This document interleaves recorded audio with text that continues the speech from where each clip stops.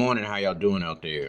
My first video today is going to be about the 73rd anniversary of Jackie Robinson breaking the color line. Today marks that anniversary, and I can't begin to say how important he was, not only as a baseball player, but as a man, that he stood for something grand, and also respect to his wife too.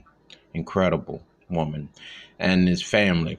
When you understand about the breaking of the color line in baseball, pre-civil rights, pre-Brown versus Board of Education, etc., Jackie Robinson was a true trailblazer.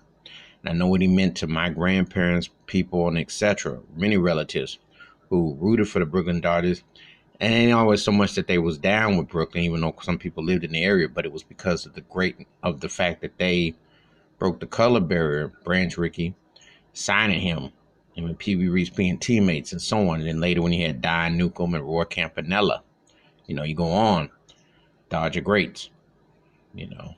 So Jackie Robinson was a turning point, which also later in the American League, the first African American was Larry Doby, who gets overlooked, who was a great player, by the way. Look up Larry Doby.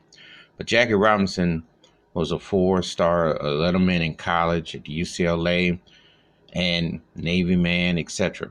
Documentaries, films. He never got all the full glory for what he did, being a true pioneer and a trailblazer of the civil rights movement. Because let me tell you something, a job is a job, and it was essential. It's the 73rd anniversary of something essential. A black man saying, I can play ball, breaking the color line. That is very essential. His number 42 is retired in all of baseball, which it should be. And it should be even more that he should be studied and given even more acknowledgement for what he accomplished or what he did, because it shows you baseball sadly right now hardly has as many African American players, and the game hasn't reached back, and it's very sad. We're still trying to get more managers, more general managers, and it definitely needs some ownership. However, in this particular time, it's important to remember a man that put his foot out there, who had to deal with racial epithets, who had to deal with black cats being spat on, being called out of his name, in this very country that people hold flags up to, in this very country that people claim to be the freest and the best in the world.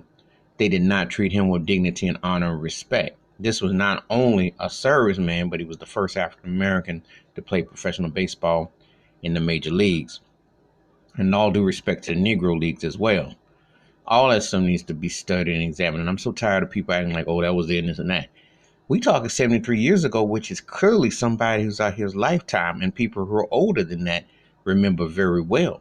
So the point of the matter is this: that ain't that long ago. And if you sit around and acting like that this is on some other planet or something else, well, then you haven't really been taught well in school. And you sure as heck don't know what they're teaching you, and they're not teaching you much of nothing. But this is very important history. So let's honor Jackie Robinson, the 73rd anniversary of breaking the color line. Give me your thoughts, your takes, hit the like, subscribe, and the bell rings in the video.